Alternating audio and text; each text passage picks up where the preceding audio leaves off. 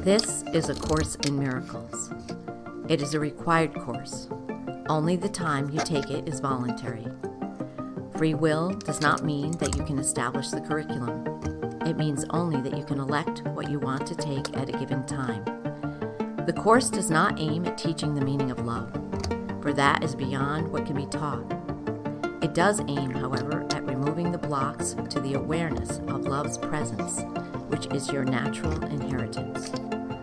The opposite of love is fear, but what is all-encompassing can have no opposite. This course can therefore be summed up very simply in this way. Nothing real can be threatened. Nothing unreal exists. Herein lies the peace of God.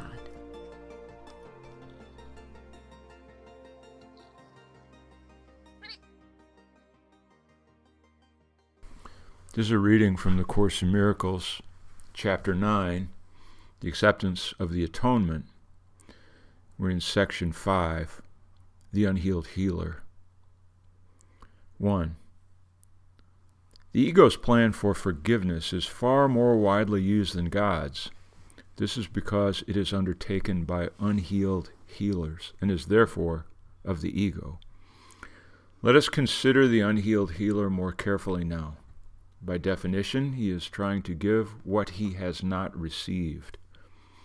If an unhealed healer is a theologian, for example, he may begin with the premise, I am a miserable sinner, and so are you. If he is a psychotherapist, he is more likely to start with the equally incredible belief that attack is real for both himself and the patient, but that it does not matter for either of them. There are some very complicated and contemporary type themes in this. This is me talking, I'm not reading. Yeah. There are contemporary themes which jump out at me as though this sounds like different language. So let's go on to paragraph 2 for now. I have repeatedly said that beliefs of the ego cannot be shared. And this is why they are unreal. How then can uncovering them make them real? Every healer who searches fantasies for truth must be unhealed because he does not know where to look for truth and therefore does not have the answer to the problem of healing. Let's stop there for a minute and go back and try to get at some of these things. So obviously the ego's plan for forgiveness is far more widely used than God's. That's easy to understand, okay, isn't it? Yeah, absolutely. I mean, that's how we approach usually every single problem. It's the structure of the entire world that we're in. Yeah. There's not anything in this world that isn't structured according to the ego's plan for forgiveness. And what is the ego's plan for forgiveness is to identify the problem and then try to fix it. Yeah, absolutely. Okay. Or say, I am bigger than that and I forgive you or something, so. So when we say the ego's plan for forgiveness, it means every time we do anything is to summarize, analyze, grasp the gravity, the reality of the situation, and then bring our tools to bear, okay? That's what the ego does. Makes total sense. That's why we do it again and again. That's why we do it. Yeah, we make the nightmare real, and then we say, let's try to fix this thing. Right. This is because it's undertaken by unhealed healers, and therefore of the ego. Now, interestingly enough, we have the term unhealed healer, which to me is some sort of converse of the wounded healer. So, it sounds, an unhealed healer, in a sense, would be a wounded healer, but no, it's using the term unhealed healer. In other words, the wounded healer, we have an understanding when we say wounded healer, that someone who has gone there, someone who has been there, and someone who has come out the other side. Okay. Therefore, they are a healed healer, once wounded, but now healed. Oh, okay. The Course is simply saying an unhealed healer. Yeah. Yeah. Which means either they never went through it or they never came out of it, but somehow they're not in a position to help anybody. Well, I mean, I've had friends, let's say, it talks about the psychotherapists and stuff like that. And, you go to psychotherapy as if it is going to, and everybody needs a place to have a sounding board. I don't have a problem with that. But when it becomes almost an addiction to keep ruminating over the same things, and the psychotherapist is not there necessarily to get them out of their belief in the grievance, their belief in the victimhood that they're in, their belief that things have happened. I'm not saying that things haven't happened, but if a therapist is continuing to reanimate the fear, the person will never get out of that, and they will be constantly paying for the same thing over and over and over again. And I think that's what the unhealed healer has to do with that particular kind of situation. Well, there's the the lipstick on a pig thing, which is you have a pig, and you're going to dress it up by putting lipstick on it. That's what they're saying, right? That's a Southern phrase. And it means that you're going to decorate something that's undecoratable, and that you're going to declare that decoration to be an improvement on the situation. And what it's saying here is where there's a psychotherapist, or in the next line, a theologian. The theologian says, I am a miserable sinner, and so are you. So what this is saying is the theologian is saying, the reason I have the ability to preach to you is because I know I'm sinful, and I know that that's a reality, and you don't. So I need to deliver the bad news to you before I can deliver the good news to you. In other words, I need to deliver the wounding blow before I deliver the fix. Right. And so what you're saying about psychotherapy is that they're saying, we're all neurotic. Okay, yeah. We're all neurotic, and this is something that we really, really have within us, this neurosis. And so we make that neurosis real, whatever that thing is, borderline personality disorder or some other kind of phobia that a person has. Yes, my fear of getting on the elevator is real, okay? The fear is real, according to a psychotherapist. My fear is real. However, according to the Course, I know, fear. No, I know, but what I'm saying is, in terms of psychotherapy, the fear of getting on the elevator is real. However, the problem with the elevator is not real. Okay? The problem is not real. And so you tell this person, yes, you have a real fear, and now I want you to drop your idea that the elevator cable is going to snap and it's going to go down. I want you to lose that idea. Well, that's not logical. Right. Because an elevator cable can snap, and they have snapped. So, this is the problem with psychotherapy, is it makes broad assumptions and invites a person to share in sort of an insane trust in something that's not trustworthy. Okay, the elevator, you're taking a gamble. Every time, according to the phobiac of an elevator, you're taking a risk every time you get on an elevator for whatever reason. Yeah. And are they wrong? No, they're not wrong. But the psychotherapist can only say, hey, we all got to function here. And so the way we're going to function here in your case is to tell you that you're wrong. The elevator's not going anywhere. Yeah. Go on, get on there again and again and again. Decondition yourself from the truth that you understand within yourself, is what the psychotherapist says. And that's how changing habits versus changing the inside of what you, how you can feel safe. Basically, the Course says safety comes in your awareness of the truth of who you are. Otherwise, everything will come at you and be a threat, because it's a threat to the body. Well, I'm not here to try to save a person from being afraid of their elevator. No, but I am here to say that to a person who has a phobia of getting on an elevator, that's a legitimate concern.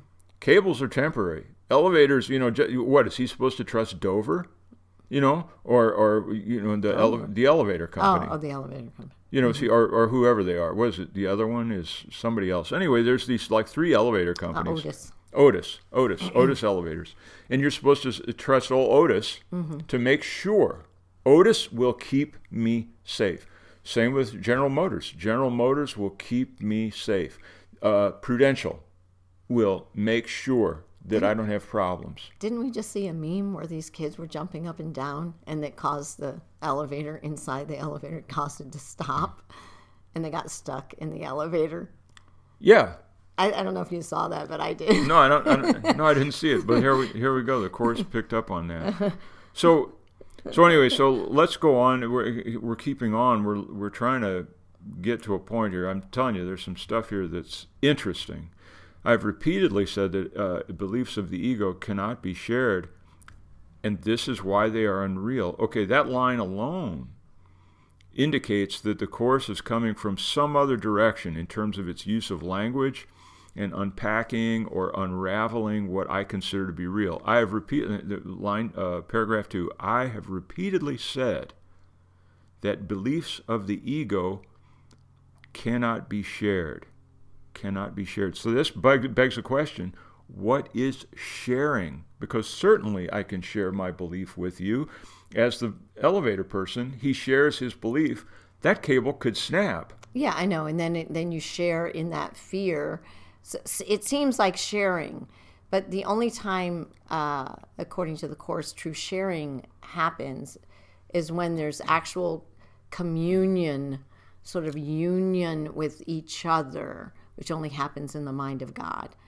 And so the ego is a false self, and being a false self, it cannot share. It is false. I know, but okay. So the ego is a false self, and they're like, for me, I know all of that is self-referential language. Right.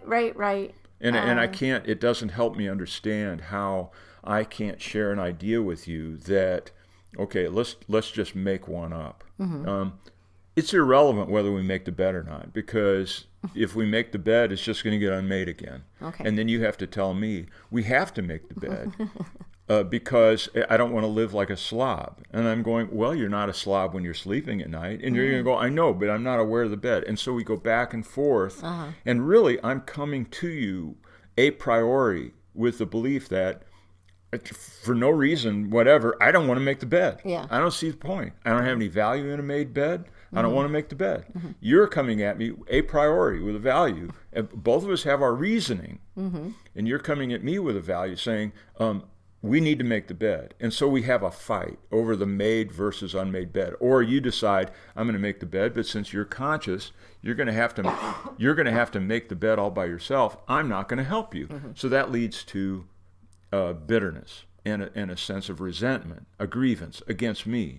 And so where's the shared aspect? This is, I'm trying to understand how the Course says, I have repeatedly said that beliefs of the ego cannot be shared. I'm trying to illustrate for myself of how that lack of sharing takes that place. It's talking about really happens. Yeah, that's true. And so I'm going to say that it happens more or less like that. Whether I'm talking about the JFK assassination, a made or unmade bed, or how to assemble a barbecue grill, all I have is an idea, and I cannot truly share the idea. I can't really extend. There's an attack quality. Yeah. There's an attack quality. I agree. And it's usually based on what they call grievances. I'm not okay with what is in my present moment. So it's saying that the beliefs of the ego can't be shared, and that's why they're unreal. How then can uncovering the beliefs make them real? Now the Course here is orbiting around psychotherapy. Right. Helen Schuchman and Bill Tedford were in that profession. I don't know what their actual credentials were, but they were psychotherapists, more or less, just say that. So this is coming out full-blown, the idea of psychotherapy, which is a healing art. Yeah. Psychotherapy is going to get me back in the saddle of life because of my neurosis or psychosis or my schizophrenia or whatever. They're going to understand it for me, and they're going to fix it. Helen Schuchman, who had difficulty with her channeling, she said, I was saying things that I didn't agree with. Yeah. A lot of it. I didn't agree with any of this stuff, but I had to admit that it made sense. Yeah, there was a logic premise. There was a logical premise to each thing that she was arguing with. So the author of A Course in Miracles is challenging the scribe, or Helen Schucman is challenging her with an absolute counter to her very professional foundation. It's Right. challenging her, and it's saying, he's saying to Helen and us through this, how then can uncovering these beliefs, how can uncovering them make them real? Just because we understand, like, okay, you've got this problem with your mom, you got this problem with your dad, you've got this phobia, and we're going to get into this, and we're going to see that object on the table.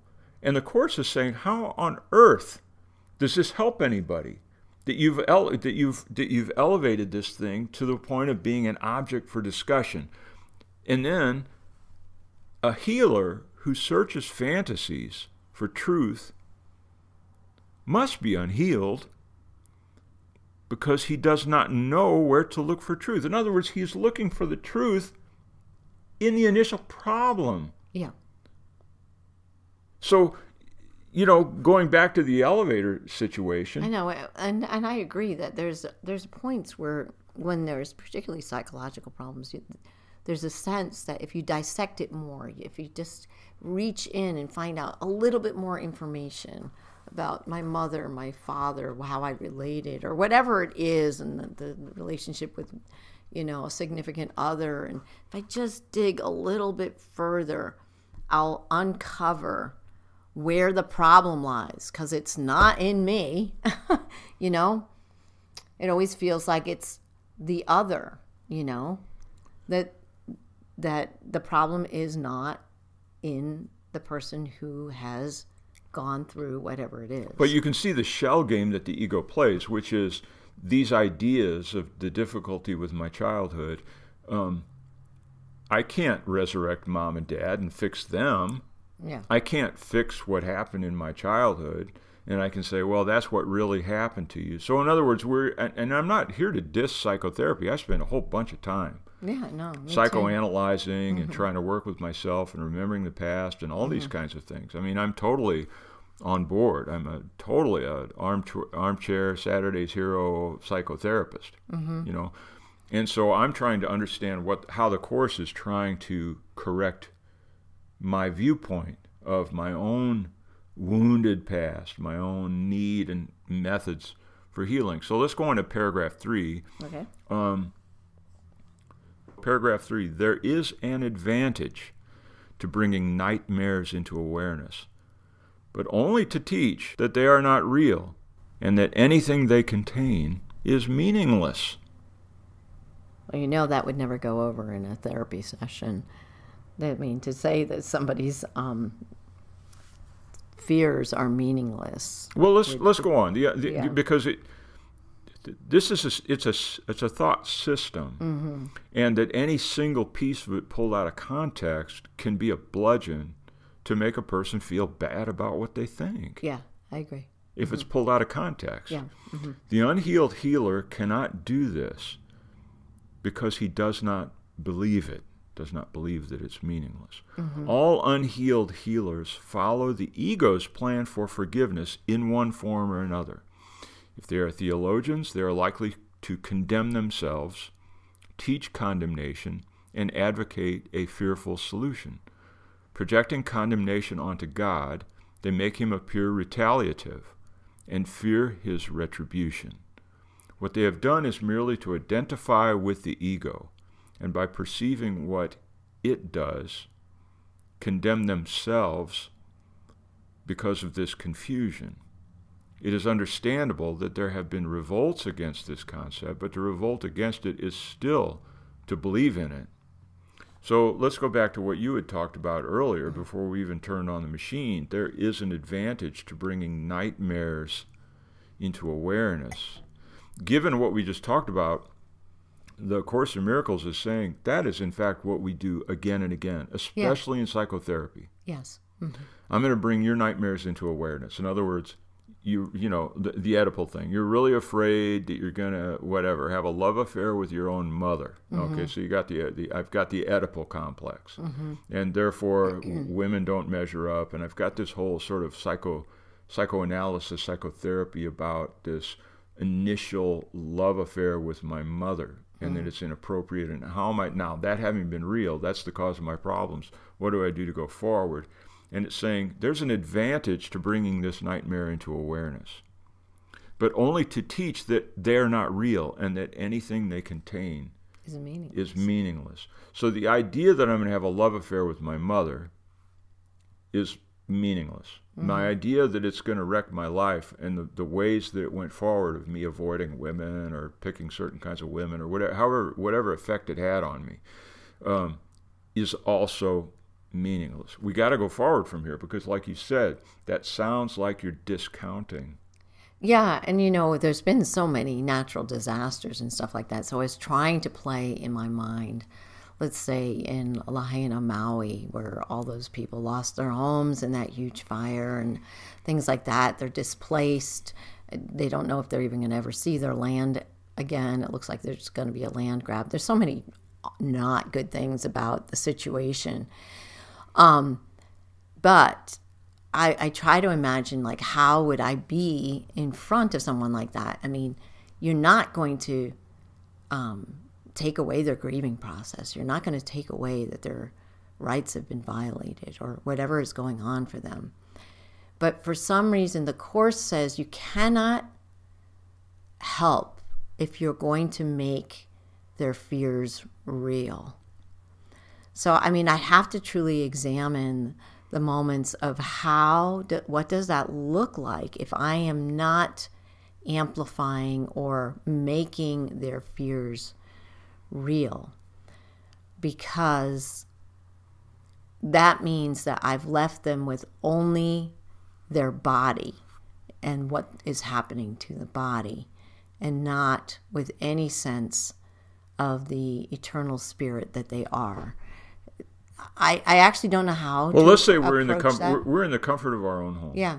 So because we're in the comfort of our own home, in a sense, I'm not accountable for creating reality. So I'm gonna.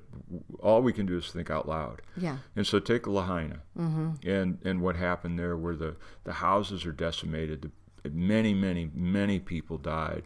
There's not much information about that. In other words, there is a full-blown nightmare, even in terms of the Course in Miracles, a nightmare reality that had unfolded. So what does the Course say? The Course says you see the ego's way is to see the flaw, make it real, and then fix it. So that would be to find out what went wrong with the system and to undo all that, unpack it. And I'm going to say that in the case of, let's take Lahaina,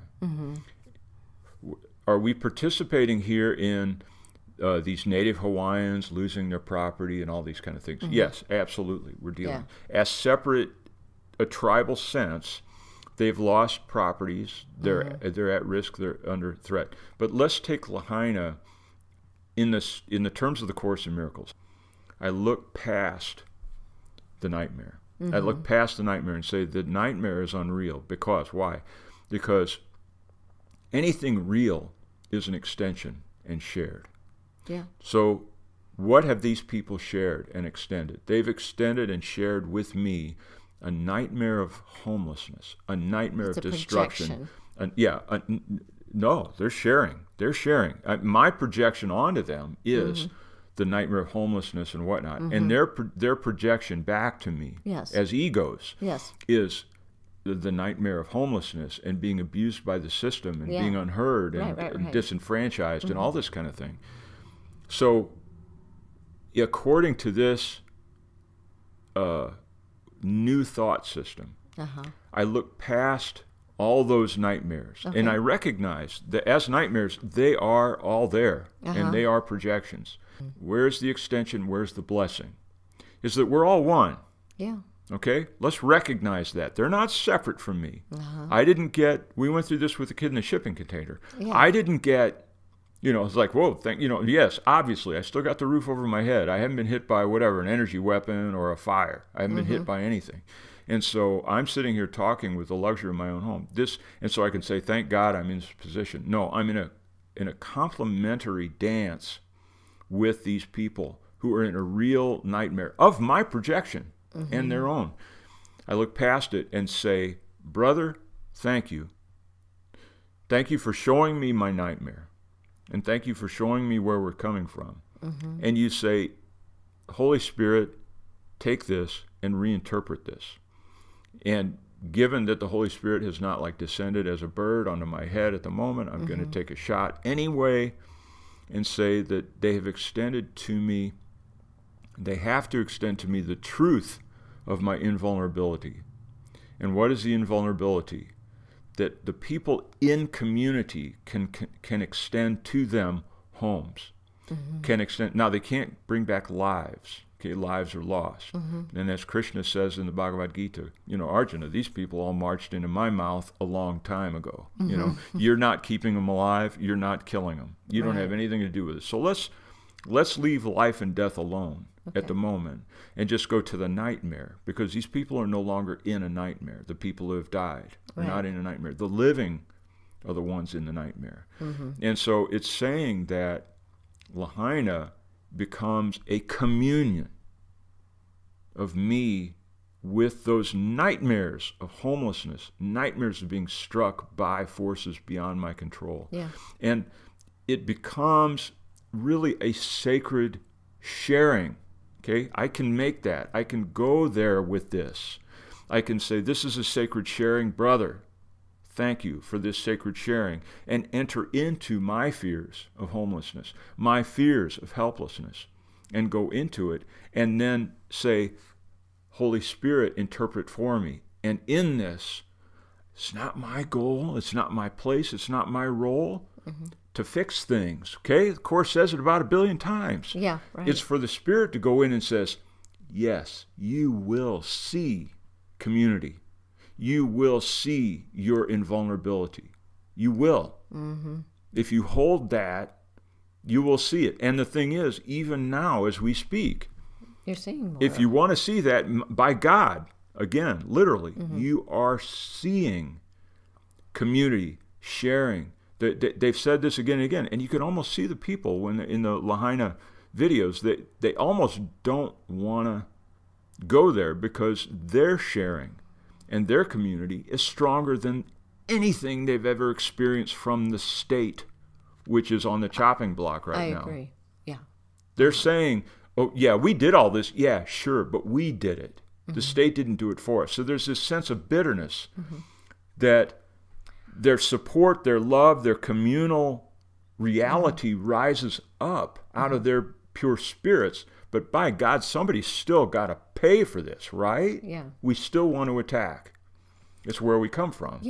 And I'm trying to go with this with you and everything else. As the Spirit moves in each of us, on for whatever kind of tragedies come up in personal life or others, the movement to do something, recognizing that my doing, like deciding to donate towards a particular fund or something, let's say for this, is an act of alleviating fear.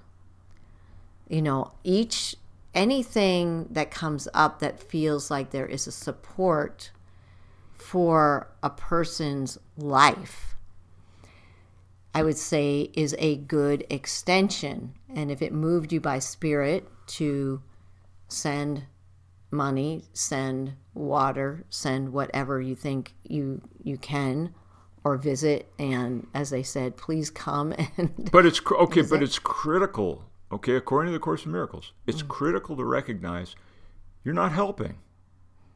You're not helping. You're making an expression. You're extending in what I would call symbolic ways. But the only dance of helpfulness is from the Holy Spirit. In other words, if I own that I sent $100. No. I agree. I agree what you're saying. I'm trying to. I think it's hard to explain what I'm saying, but when, like I said, if I am moved by the Spirit within me to extend, I need to recognize that it's not necessarily the money and stuff like that. But as you've said before, if somebody comes to you and needs a sandwich, you're not gonna say, here, lie down on the sand and this will make you feel better. Right. You're going to give them that which will bring comfort so that their fear is alleviated. I think that what I'm trying to say is that the Holy Spirit works in situations to alleviate fear, not because the thing that I'm doing is, and I need to be patting myself on the back for what I've done or anything else. All extensions of love will be an alleviation of fear. Yes, I agree. Okay. I guess that's all I can say. Well, what I'm saying about it is when I write a check, when Phil Hamilton writes a check to some cause, it's difficult, or let me put it this way, it's natural for me to own it and to pat myself on the back. Right. It's a natural phenomenon. Say, I've got a lot, they don't have a lot, I'm sending it over there. And to not hold in my mind the gift that Lahaina has given me. Oh, yeah. Okay. Okay, the gift that Lahaina has given me. Oh, yeah. To see my own reflection of all the things, my own nightmare now is in my face. Yeah. The larger gift, if I want to put largeness on something, the larger gift is the gift of awakening to community that Lahaina enables me to go here. If I overlook the nightmare quality and we're going to fix this nightmare together, is to look past it and say, I see these people there, they're reflecting a nightmare back to me. I turn this over to the Holy Spirit. The Holy Spirit does his tham-zing reversal. And so now a light goes off in me and says, I can do nothing. What will I do? Give me the words, give me the actions. I pull out my checkbook, I write it down. I say, this is what I've got. I send it, I forget it. Yeah. And let the Holy Spirit do the work of interpreting what's really going on. Right. That's exactly it. That's good. So, okay. So paragraph 4, some newer forms of the ego's plan are as unhelpful as the older ones because form does not matter and the content has not changed. In one of the newer forms, for example, a psychotherapist may interpret the ego's symbols in a nightmare and then use them to prove that the nightmare is real. Having made it real, he then attempts to dispel its effects by depreciating the importance of the dreamer. This would be a healing approach if the dreamer were also identified as unreal. Yet, if the dreamer is equated with the mind's corrective power through the Holy Spirit is denied. This is a contradiction, even in the ego's terms, and one which it usually notes even in its confusion. So the interesting thing to hear for me is a bit academic, and that's that the scribe, or Helen Schuckman in this case, is actually saying that theology is a form of psychotherapy, ancient, and psychotherapy is a form of theology come forward. Oh, that's interesting. She's saying that. She's saying that the newer and the older forms they share the equal thing. In the case of theology, we have the sense of, you're damned. You're damned until you're washed in the blood. Now, in psychotherapy, they say you've got a nightmare, and until you work with this neurosis, then you're damned. You got to work. You got to be washed in the blood of psychotherapy. You got to do what we say. You got to do whatever our sacrament is. Okay. So that there's that, which is interesting, just as an academic sense. Now, what do you hear it saying? Having made it real, he then attempts to dispel its effects by depreciating the importance of the dreamer. That's what I said about the elevator. The psychotherapist says, you're the problem, not the elevator. Right. And that's what it's saying here. Oh, okay. You're the problem. Okay. Because you have the nightmare. You're the problem. Oh, yeah, I see what you're saying. But then it also goes on, this would be a healing approach if the dreamer were also identified as unreal. Yeah, of course, psychotherapist is going to, the good news is... that you're not real either. Yeah, the bad news is you're the problem. The good news is you're not real either. No, I don't think that would work. Not in a therapy session. So, well, let's go on because I actually do not know how to resolve that particular Me thing. neither. And it says there, and one which it usually notes even in its confusion, that the ego can't figure it out either. Yeah, no. So since we're in the ego, we'll just have to move on to paragraph 5. If the way to counteract fear is to reduce the importance of the mind, how can this build ego strength? Such evident inconsistencies account for why no one has really explained what happens in psychotherapy. Nothing really does. Nothing real has happened to the unhealed healer, and he must learn from his own teaching. His ego will always seek to get something from the situation. The unhealed healer, therefore, does not know how to give, and consequently cannot share. He cannot correct, because he is not working correctively. He believes that it is up to him to teach the patient what is real, although he does not know it himself. Wow. And it accounts for the nauseating, repetitive nature of our, whether it's, I've got 3 degrees and I need 3 more in order to feel like I'm a fulfilled human being. I got to keep on going. I was doing psychotherapy once a week. Now I'm going to go twice a week. I need to go every day. I'm going to do my 12-step. I go to 12 steps every single day. And every single day I'm going to talk about my alcoholic daddy passed out on the floor every single day. And everybody's going to say, I love and support you, and that your alcoholic daddy was there, but now it's your responsibility to not drink anymore. Right. But we do it again and again and again, seeking healing. Mm-hmm. RFK just recently, and Lex Friedman said, well, you've got some attitudes about God. And in a nutshell, RFK said, yeah, I was a drug addict. I had a lot of discipline, but none of that discipline helped me deal with drug addiction.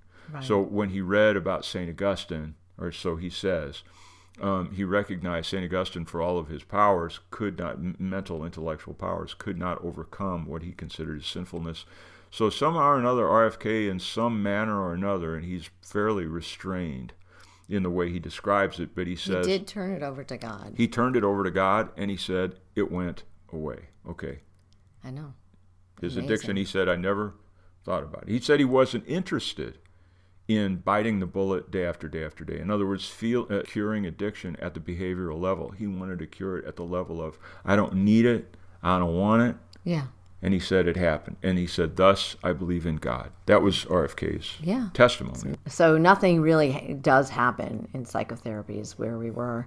Nothing real has happened to the unhealed healer. And this goes on in the course about you teach what you are. So what I am being is what I am teaching. So if a psychotherapist is teaching that my fears are real and making my dreams a reality, then he's an unhealed healer because he's teaching the same thing to himself. He's basically saying what his beliefs are by teaching me, telling me that my dreams of this nightmare is real. Well, if I look at it, right, exactly. And the deal is, both people are dealing with one is dealing with the other as objects. The psychotherapist looks at the patient as an object who's going to give him $135 an hour or something like that. The patient looks at the psychotherapist as an object outside of himself that's going to deliver him from his discomfort or his sense of pain or anxiety or whatever it is. And so that they're in this object orientation, neither is able to share in this context. There's not, that's what it says. All it is batting a ball back and forth. And when you're batting a ball back and forth, there's no sharing of the ball. Because ball is an object, both players are an object.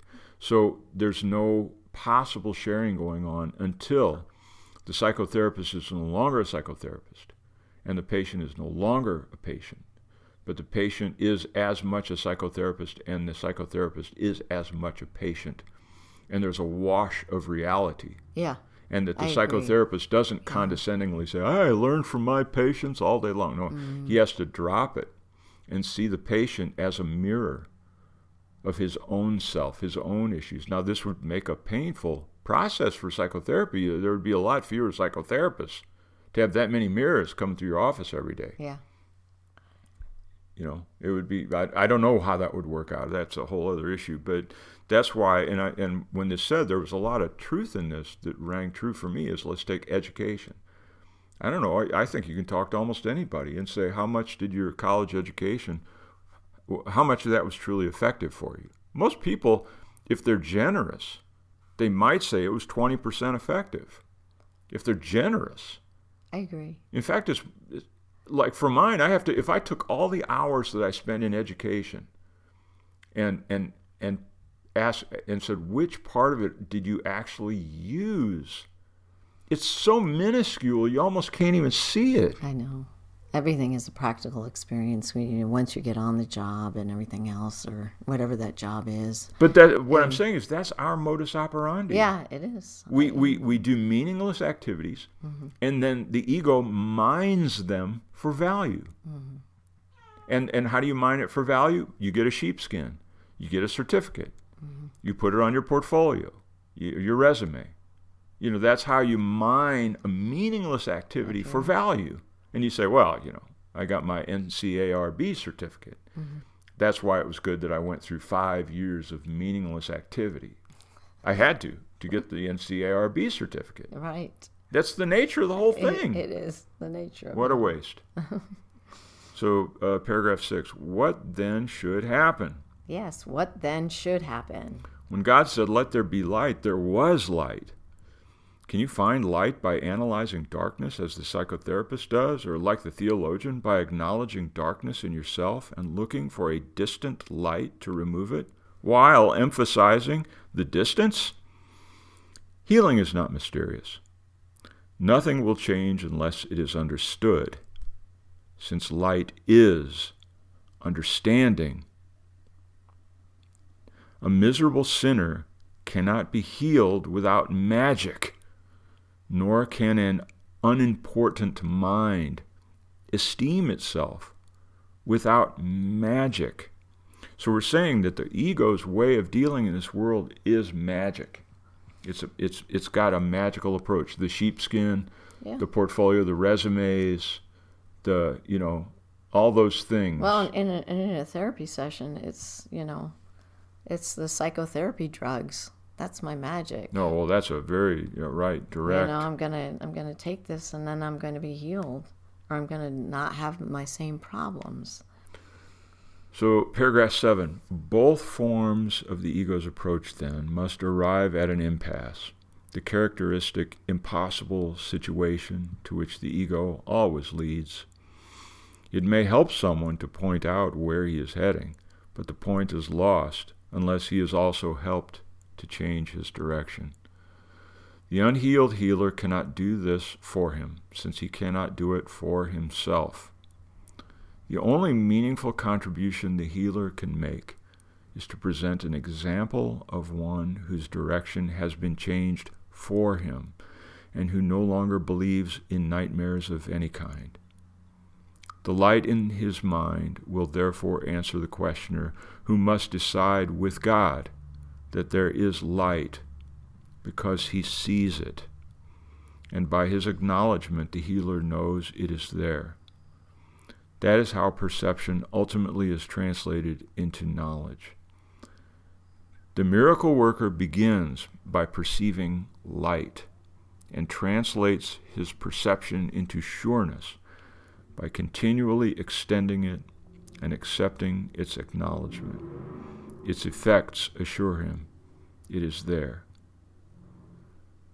So the healer in this case has to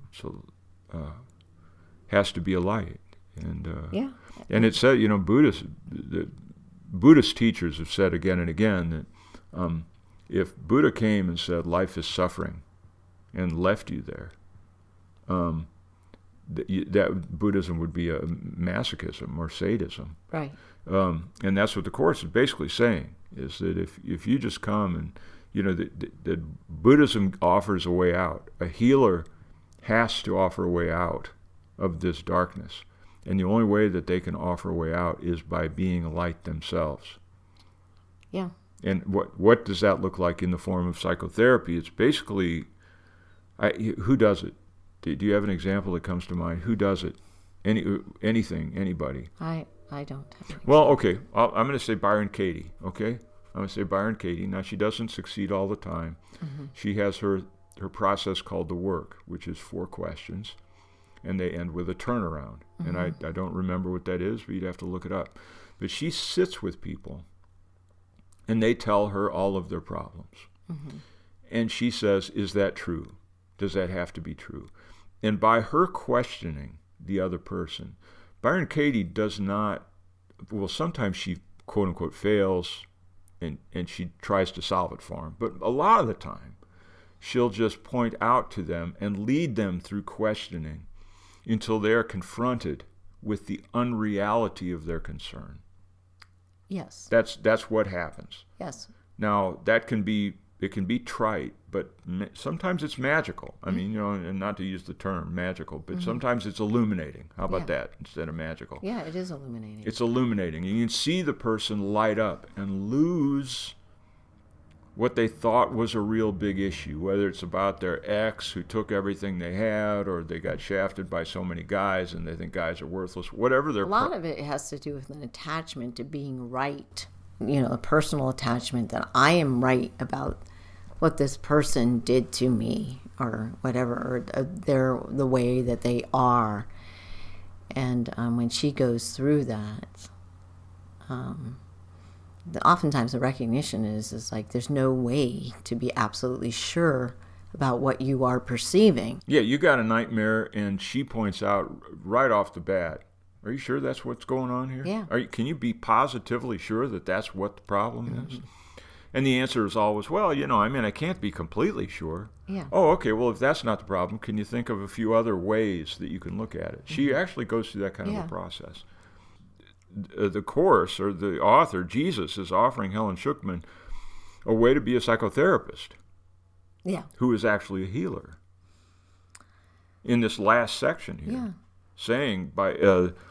I don't know that she ever recognized her own light, though. She seemed to reject wanting to practice this after she got it dictated to her over and over. Well, those are the... But I won't know. Maybe she had an awareness of the light in the end. I have no idea. Okay, paragraph 8. A therapist does not heal. He lets healing be. He can point to darkness, but he cannot bring light of himself, for light is not of him. Yet being for him, it must also be for his patient. That's the light. The Holy Spirit is the only therapist. He makes healing clear in any situation in which he is the guide. You can only let him fulfill his function. He needs no help for this. He will tell you exactly what to do to help anyone he sends to you for help, and will speak to him through you if you do not interfere. Wow. That's huge. To me, that's a huge statement. I mean, I need to underline that one because that's just, letting the Holy Spirit in to do the therapy, to do what needs to be done. Well, and the beauty of the understanding of that process is that if you understand or spend some time with what the Holy Spirit actually is as an interpreter, that interpreter has the ability to interpret your silence, your reactivity. If you're aware that the Holy Spirit is being invited, this Holy Spirit can take anything you put out there and interpret it. That's right.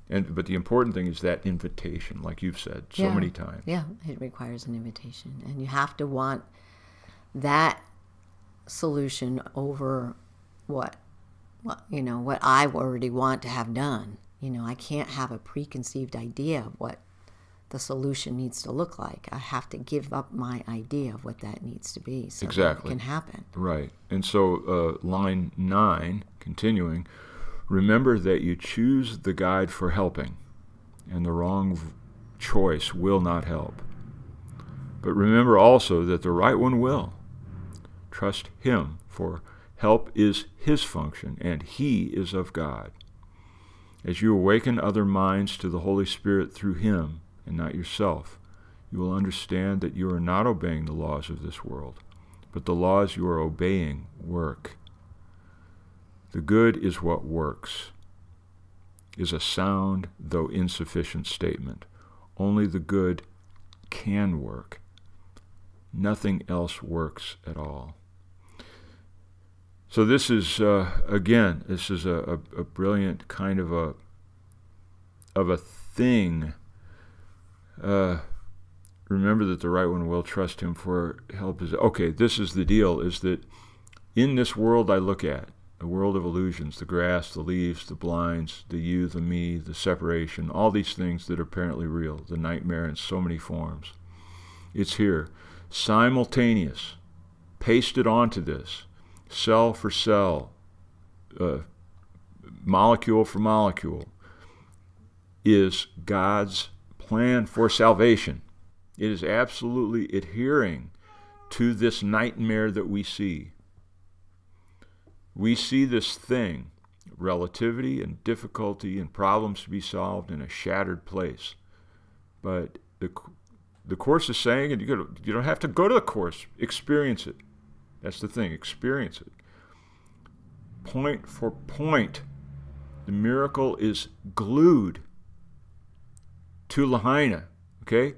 The miracle is glued to human trafficking. The miracle is glued to my aches and pains. The miracle is glued to everything. The miracle, the reality of God, God's plan for salvation, right, and the miracle implicit in it to reinterpret what I'm seeing as nightmare for God's plan for salvation. And is there something wrong with this? Is there something wrong? I'm saying this because the Christian viewpoint is, this is wrong, this is messed up, let's keep it messed up. Look at what we've done to Jesus. We've nailed that body to the cross. Look at what we've done. Mm-hmm. And that's what Christianity comes at. And the Course is saying, as long as you see that, the guy hangs there and bleeds, and that person bleeding is you. That's right. Is you. Yeah. And when you decide... Take Jesus off the cross. When you decide that that was a bad dream, mm-hmm, Jesus on the cross, who gets released? Who gets released? I do. I do. And through me, everyone around me, because I don't need to crucify them. I don't need to scourge them at the pillar. I don't need to, in other words, Jesus is this author of all of this. Right.